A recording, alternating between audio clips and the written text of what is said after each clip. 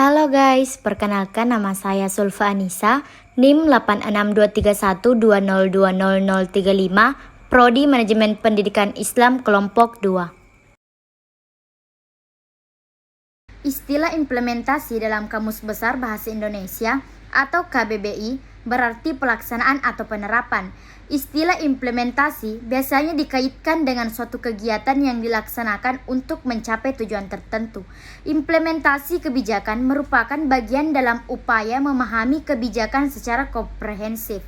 Implementasi kebijakan juga merupakan bentuk pelaksanaan keputusan mengenai kebijakan yang mendasar. Selanjutnya, pendidikan diartikan sebagai usaha sadar dan terencana untuk mewujudkan suasana belajar dan proses pembelajaran agar peserta didik secara aktif mengembangkan potensi dirinya untuk memiliki kekuatan spiritual keagamaan, pengendalian diri, kepribadian, kecerdasan, akhlak mulia, serta keterampilan yang diperlukan dirinya, masyarakat, bangsa, dan negara. Berdasarkan penjelasan tersebut, dapat disimpulkan bahwa implementasi kebijakan pendidikan merupakan proses menjalankan, menyelenggarakan, dan mengupayakan keputusan kebijakan dan alternatifnya yang telah diputuskan dengan harapan agar memperoleh suatu hasil yang sesuai dengan tujuan atau sasaran dari suatu kebijakan. 1. Implikasi implementasi pendidikan. Implikasi dari kebijakan yang diambil mempersyarat dua hal. Pertama, sekelompok persoalan dengan karakteristik tertentu. Kedua, implikasi dari karakteristik pembuatan kebijakan sebagai suatu proses. Jika dilihat dari sudut pembangunan pendidikan, maka implementasi kebijakan pendidikan adalah upaya meningkatkan taraf dan mutu kehidupan bangsa dalam mengembangkan kebudayaan nasional, karena dengan mengambil keputusan selalu dalam problem yang ditemukan. 2. Tahap implementasi pendidikan. A. Penyusunan kebijakan. Penyusunan kebijakan pada tahap yang pertama ini dilakukan penyusunan agenda yang dilihat dari kebutuhan. Pada tahap ini dilakukan penyepakatan mengenai kriteria alternatif. Penentuan alternatif terbaik dengan tujuan agar semua dampak baik, dampak positif maupun dampak negatif bisa diungkapkan dan pengusulan mengenai alternatif terbaik. B. Formulasi kebijakan. Formulasi kebijakan merupakan pembahasan mengenai masalah yang sudah tercantum dalam agenda kebijakan. Pembahasan tersebut dilakukan oleh para pembuat kebijakan masalah tersebut. Diulas kemudian mencari pemecahan atau solusi yang tepat untuk masalah tersebut. Pemecahan masalah tersebut dapat berasal dari berbagai pilihan kebijakan atau yang ada. C. Adopsi kebijakan. Adopsi kebijakan merupakan pemutusan mengenai suatu alternatif yang akan digunakan yang dianggap sebagai solusi yang tepat.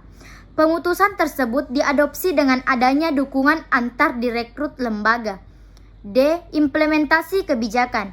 Pengimplementasian mengenai kebijakan yang telah diambil kemudian dilaksanakan oleh unit-unit administrasi yang memanfaatkan sumber daya finansial dan manusia. E. Evaluasi kebijakan. Pada tahap ini dilakukan penilaian atau evaluasi mengenai pencapaian kebijakan yang telah diimplementasikan. Apakah kebijakan tersebut tepat sasaran atau sebaliknya?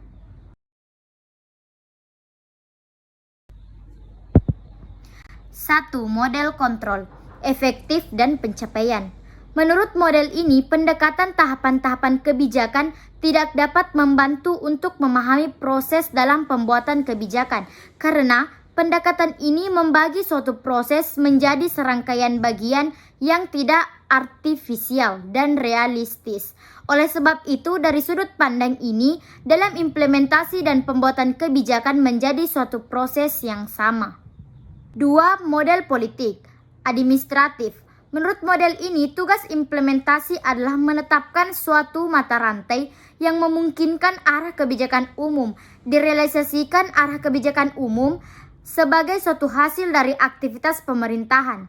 Dalam hal ini, kebijakan pemerintahan diterjemahkan ke dalam program tindakan guna mencapai tujuan yang dinyatakan dalam kebijakan tersebut. Program tindakan itu sendiri dapat dijabarkan lagi ke dalam proyek-proyek spesifik yang mudah dilaksanakan. Tiga model integrated menunjukkan bahwa sukses implementasi ditentukan mulai dari formulasi sampai evaluasi, yang dengan sendirinya berarti ada keterkaitan antar proses politik dan administrasi. Pendekatan mengenai implementasi kebijakan pendidikan meliputi 1. Pendekatan struktural. Secara umum dapat dikenali bahwa struktur yang bersifat organis sangat relevan dengan implementasi kebijakan pendidikan. Ini sangat dimungkinkan sebab implementasi kebijakan pendidikan senantiasa berubah-ubah, terlebih ketika arus implementasi itu bukan linear. 2. Pendekatan prosedural dan manajerial.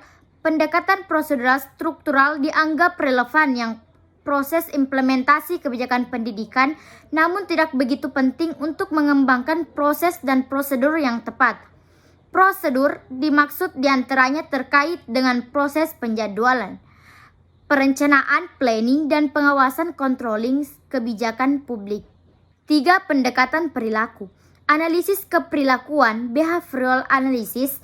Pada berbagai masalah manajemen yang paling terkenal adalah apa yang seringkali disebut para penganut aliran organisasi sebagai organization development atau pengembangan organisasi. Yang keempat, pendekatan politik. Pendekatan ini mengacu pada pola kekuasaan dan pengaruh yang terjadi dalam organisasi. Asumsi dasarnya tidak lepas dari proses kekuasaan yang terjadi dalam keseluruhan proses kebijakan.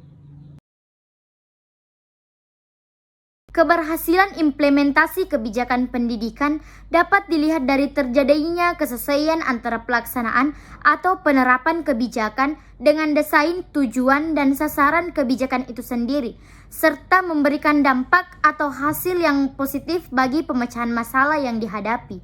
Beberapa faktor penentu implementasi kebijakan pendidikan antara lain 1. Faktor manusia, 2. Faktor struktur kebijakan, 3. Faktor proses administrasi dan manajemen, 4. Faktor dana, 5. Faktor daya. Terdapat beberapa faktor yang bekerja dalam proses implementasi kebijakan. Menurut Gogin, kebijakan diasumsikan sebagai suatu pesan dari pemerintah federal pusat kepada pemerintah daerah. Keberhasilan implementasi pesan tersebut sangat dipengaruhi oleh 3 hal pokok. 1. Isi kebijakan, meliputi sumber daya manfaat kebijakan serta keterlibatan publik. 2. Format kebijakan, terdiri dari kejelasan kebijakan, konsistensi kebijakan, serta penerimaan isi kebijakan. 3. Reputasi aktor, terdiri dari legitimasi dan kredibilitas aktor-aktor pemerintah daerah.